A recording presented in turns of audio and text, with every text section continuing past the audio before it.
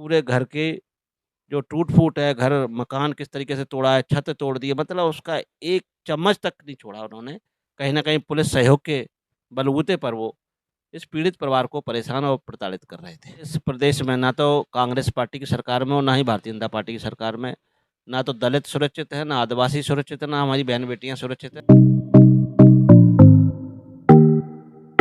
Blog देख रहे हैं आप। मैं हूं आपका दोस्त सोनू निगम। इस वक्त मैं मुरैना में हूं। सागर जिले की घटना है जहां एक दलित समाज के युवक को इसलिए मार पीट कर हत्या कर दी जाती है क्योंकि उसने अपनी बहन के साथ हुए अन्य अत्याचार के खिलाफ लगातार जो कानूनी प्रकरण चल रहा था उसमें पैरवी कर रहा था। उसकी माँ को नंगन करके पूरे बेइज्जत किया जाता है, मारपीट की जाती है। उसको इतना मारपीट की जाती है कि उसकी हत्या हो जाती है। उसके बाद तमाम सोशल मीडिया, ट्विटर, फेसबुक पर एक वीडियो आती है जिसमें एक बहन है अपने भाई के सिर पर रोती हुई नज़र आती है कि भैया आप कहाँ चले गए?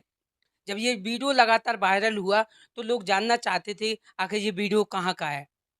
उसी बीच कुछ फ़ोटो और वीडियो वायरल होते हैं बहुजन समाज पार्टी मध्य प्रदेश के। बहुजन समाज पार्टी ने उस परिवार को आर्थिक मदद दी। क्या थी वो आर्थिक मदद? क्या था पूरा मामला? उसको लेकर ख़ास बातचीत में हमारे साथ हैं बसपा के प्रदेश अध्यक्ष आदरणीय रमाकांत पिपल जी। सर स्वागत।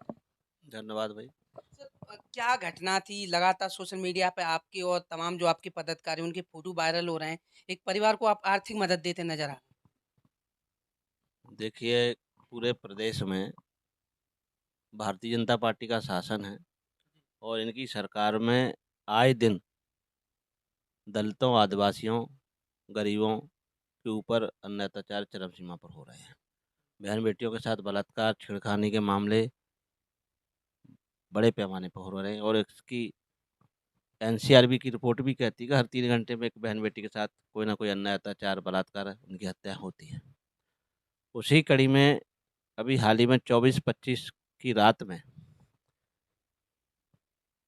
सागर जिले की खुरई विधानसभा की बात है, तहसील की बात है।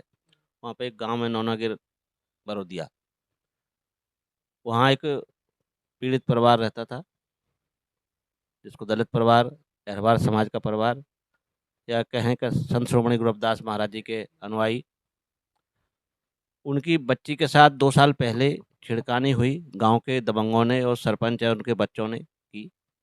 उसकी एक एफआईआर थी, उसमें गवाही चल रही थी। उस गवाही को बदलवाने के लिए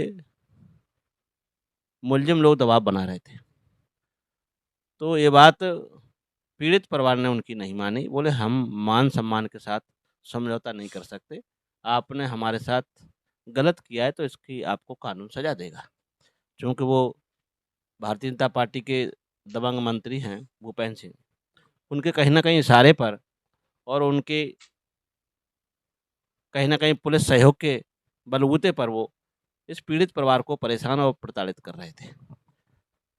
घटना से 2 दिन पहले उस मृतक के भाई को भी उन्होंने उठवा लिया था और थाने में बिठा दिया और बाद में उसको 151 में बंद करना दिखाया, जो कि सरासर कहीं न कहीं सरकार, मंत्री और मंत्री के गुर्गों की कहीं न कहीं शय पर पुलिस उनका सहयोग कर रही और पुलिस के सहयोग से उस पीड़ित परिवार को कहीं न कहीं अपने बच्चे की जान गँवानी पड़ी।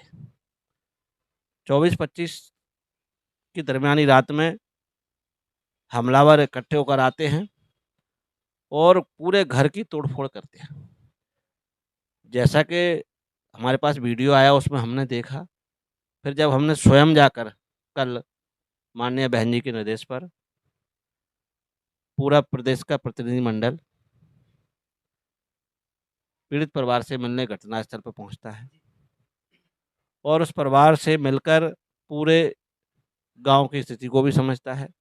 पूरे घर के जो टूट-फूट है, घर मकान किस तरीके से तोड़ा है, छत तोड़ दी है, मतलब उसका एक चम्मच तक नहीं छोड़ा उन्होंने। इतना उन्होंने उसको डराने का प्रयास किया है कि जी कभी दोबारा से गाँव में लौट कर ना आए। पर कहीं न कहीं कानून भी है। जैसे ही ये लोगों को जानकारी लगी, बहुजन समाज पार्टी के कार्यकर्ता तुरंत उस जगह पर पहुँचते हैं और पीड़ित परिवार के साथ खड़े हो जाते हैं। इस प्रकार से जब आप गाँव गए तो किस तरह का माहौल था? अन्य जो उनके परिवार के लोग थे, उनके अंदर भी डर डर जैसा माहौल था? पूरा डर जैसा माहौल है और वो दबाव भी बना रहे हैं। उनकी माँ और बेटी से हमारी मुलाकात इसलिए नहीं हो पाई कि माँ की उन्होंने बहुत पीटा था, उसको निर्वस्त्र करके घुमाया भी था, तो हम माँ से मिलना चाह रहे थे। तो जब हम गाँव पहुँचे तो माँ को लेके वो हॉस्पिटल आ गए। पर हम उनके पिताजी से लड़के के पिताजी मृतक के लड़के के पिताजी से और भाई से मुलाकात की और पूरे घर की स्थिति को भी हमने जाना, तो हमको बहुत पीड़ा हुई कि आज भी इस देश में कानून की धज्जियाँ उड़ रही हैं। लगातार भारतीय जनता पार्टी की सरकार है मध्य प्रदेश में, पहले कांग्रेस की थी, कांग्रेस के विधायक टूटे, भारतीय जनता की पार्टी की सरकार बनी। दावे किए जाते हैं कि दलित समाज सुरक्षित है, कोई अन्य अत्याचार नहीं। इसको बहुजन समाज पार्टी किस प्रकार से देखती है? देखिए, इस प्रदेश में ना तो कांग्रेस पार्टी की सरकार में और ना ही भारतीय जनता पार्टी की सरकार में, ना तो दलित सुरक्षित है, ना आदिवासी सुरक्षित है, ना हमारी बहन-बेटियाँ सुरक्षित हैं और ना अल्पसंख्यक पर सुरक्षित है। इसमें कानून की अराजकता पूरे प्रदेश में फैली हुई है।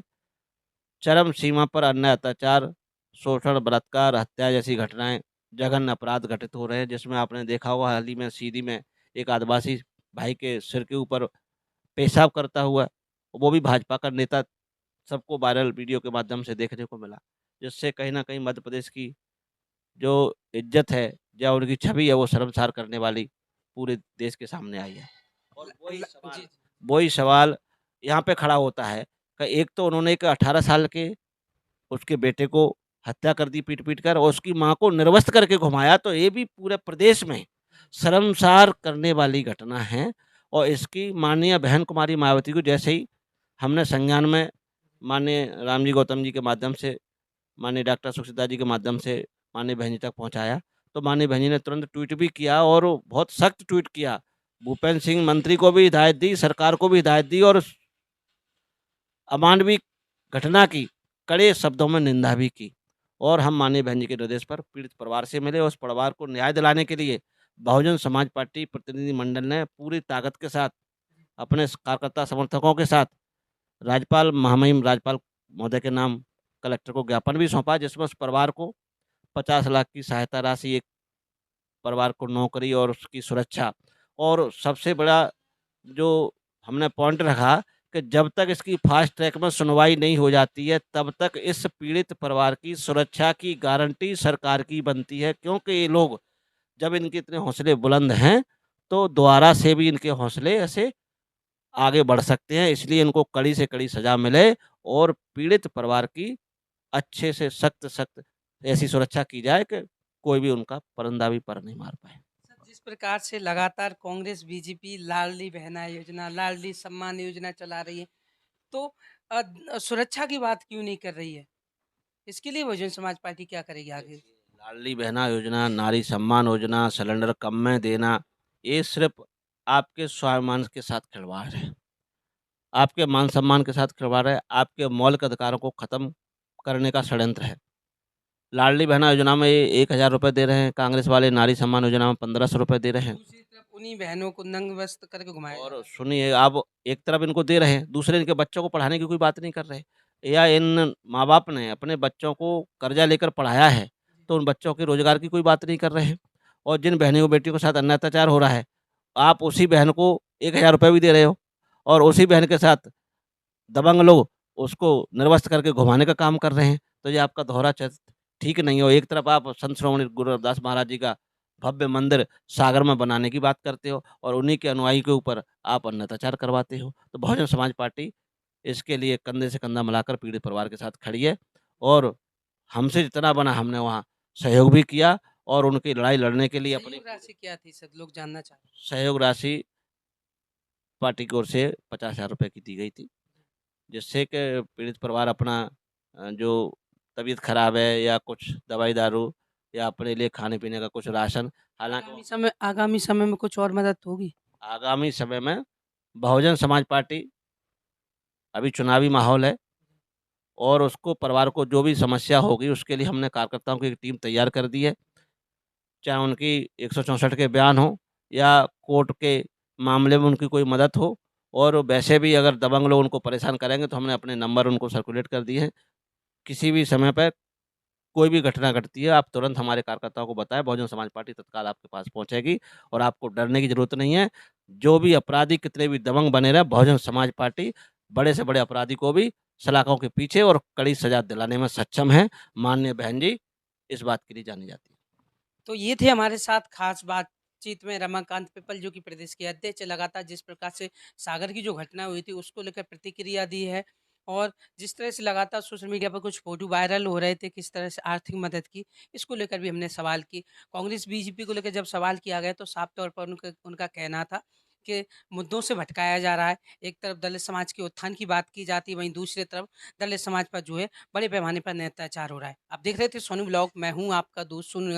वीडियो आपको पसंद आया हो तो ज़्यादा से ज़्यादा शेयर कीजिए। बहुत बहुत धन्यवाद, आभार।